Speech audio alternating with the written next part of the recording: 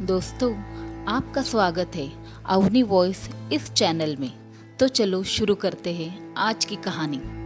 किन्नर या हिजड़ा हमारे समाज का वह तबका है जिसे सारी दुनिया में केवल लिंग के आधार पर कई तरह के अधिकारों से वंचित किया गया है।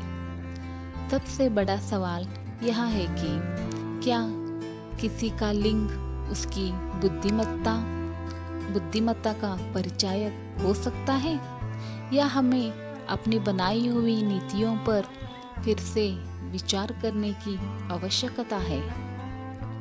दोस्तों, आज की एक कहानी सत्य घटना के ऊपर आधारित है जो एक किन्नर समाज से जुड़ी हुई है। सावी और राघव में बचपन से ही गहरी मित्रता थी।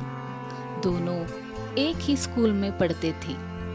बचपन से ही राघव का रवैया लड़कियों की तरह था। ज्यादातर लड़के राघव को लड़कियों के साथ रहने की वजह से ही चिढ़ाते रहते थे। हालांकि राघव को इस बात से कोई फर्क नहीं पड़ता था।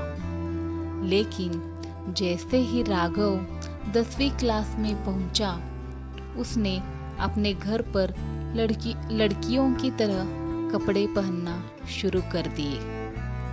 दरअसल राघव किन्नर था, लेकिन उसके माता पिता ने यह बात सभी से छुपा कर रखी थी, क्योंकि इज्जत का सवाल था और अपने बच्चे को सबकी नजरों से बचाकर लड़कों की तरह पालते रहे।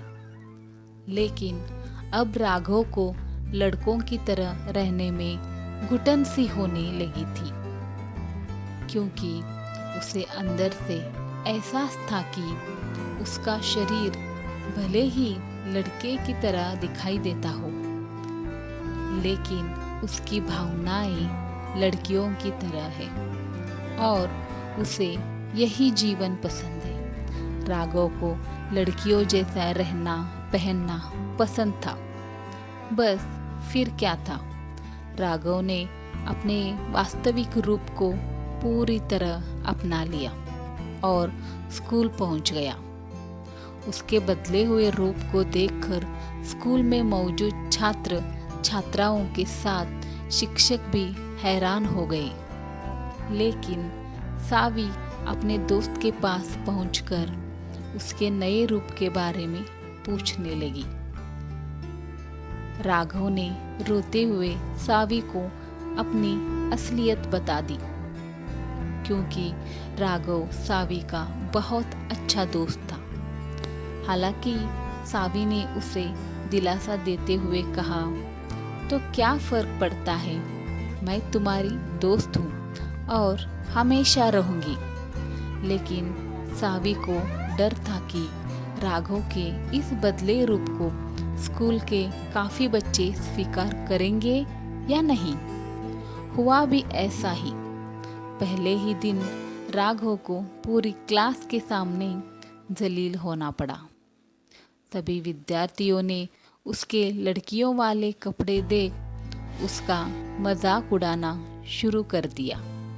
लेकिन जब बात सर के ऊपर हो गई तो राघव रोते हुए अपने घर वापस आ गया।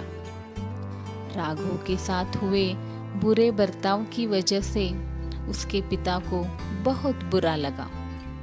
वह अपने बेटे को लेकर स्कूल पहुंचे और उन्होंने शिक्षकों को अपने बेटे की सच्चाई बताते हुए कहा कि मैंने अब तक सबसे छुपा कर रखा कि मेरा बेटा किन्नर है, लेकिन अब बात सबके सामने आ ही चुकी है, तो मैं आपसे चाहता हूँ कि विद्यालय में राघव को लड़कियों की तरह कपड़े पहनकर आने की इजाज़त दी जाए। लेकिन प्रशासनिक नियमों के तहत लिंग के आधार पर शिक्षा देने का चलन कहीं से चला आ रहा है।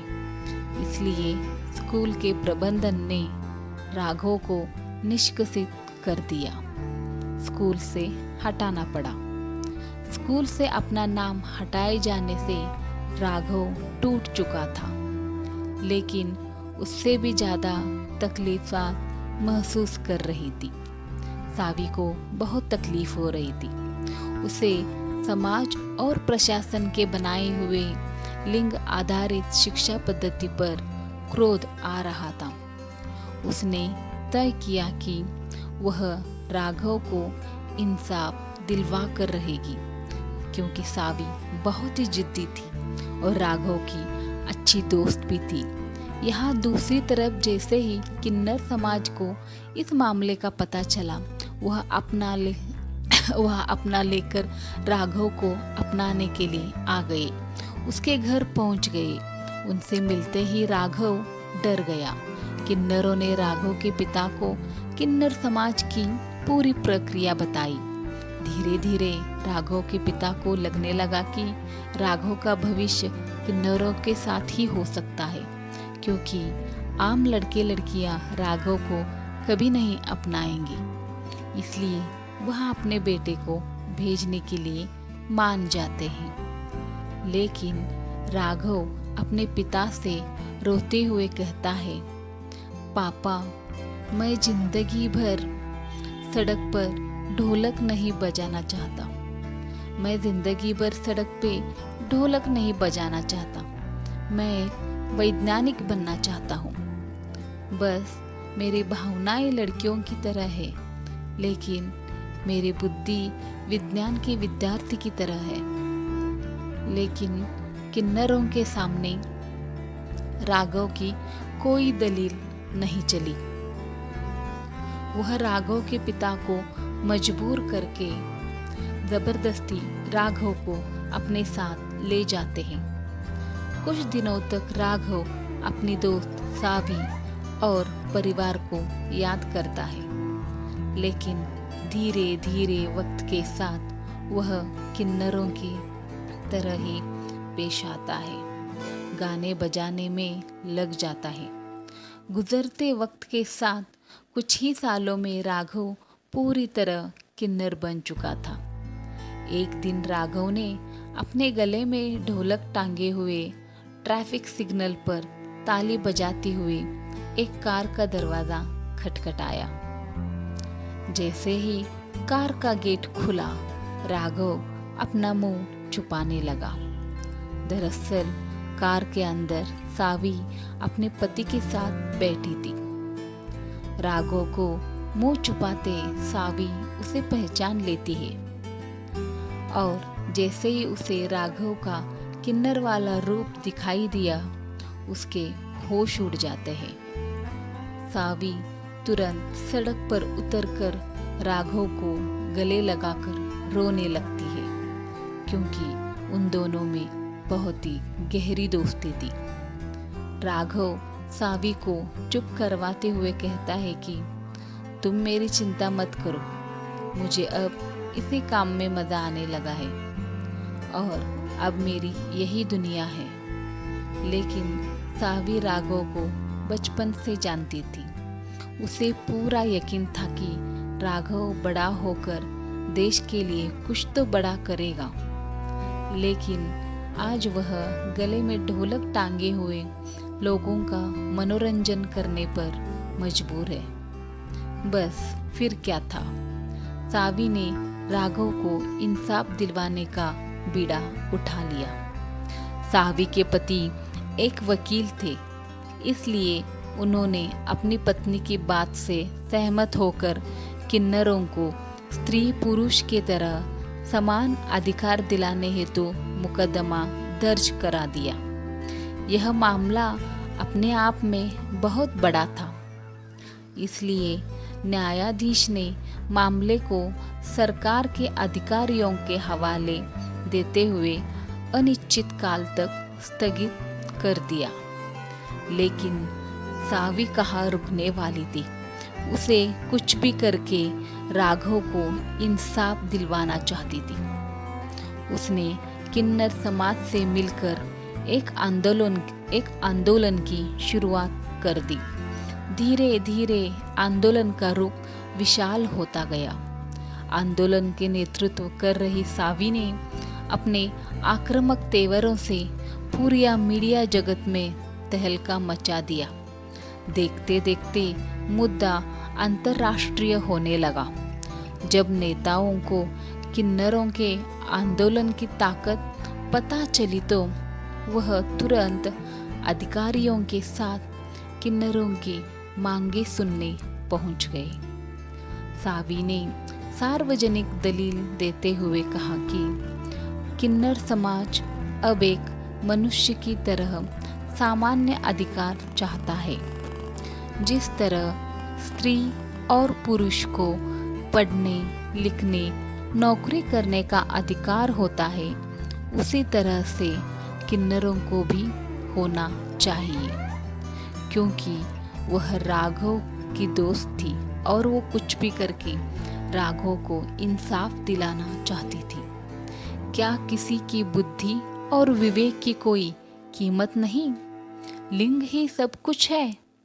सावी की बात सुनकर नेताओं के बीच फुसफुसाहट होने लगी।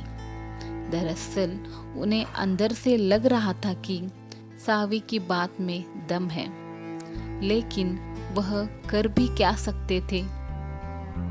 वर्षों से चली आ रही सोच के अनुसार पहले पुरुष को प्राथमिकता दी जाती है, फिर स्त्री को, उसके बाद किन्नरों को सीमित अधिकारों के तहत समाज के बीच केवल मनोरंजन का पात्र बनने के लिए छोड़ दिया जाता है। नेताओं ने किन्नर समाज को आश्वासन देते हुए कहा कि इस पार्लियामेंट में अगली सुनवाई में यह मुद्दा प्रखर रूप से उठाया जाएगा। तब तक के लिए आप लोग अपना आंदोलन रोक दीजिए, अन्यथा कानून व्यवस्था को संभालना मुश्किल हो जाएगा। किन्नरों ने भी नेताओं का आदेश मानकर अपना आंदोलन रोक दिया। थोड़ी दिनों बाद उनको न्याय भी मिला। सावी की इस प्रयत्न को सफलता मिली और आज राघव एक विद्वान बनकर अपनी जिंदगी गुजार रहा है। दोस्तों, आपको ये कहानी कैसी लगी? कहानी अच्छी लगे तो लाइक शेयर ज़रूर कीजिए। लाल बटन दबा के चैनल को सब्सक्राइब कीजिए। घंटी का बटन दबा के आने वाले वीडियोस का अपडेट भी पाइए।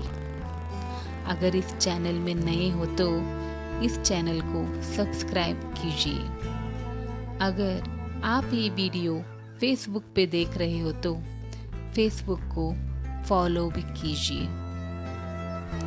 फेसबुक पेज को फॉलो ज़रूर कीजिए। धन्यवाद। आपकी अवनी वॉइस। Thank you.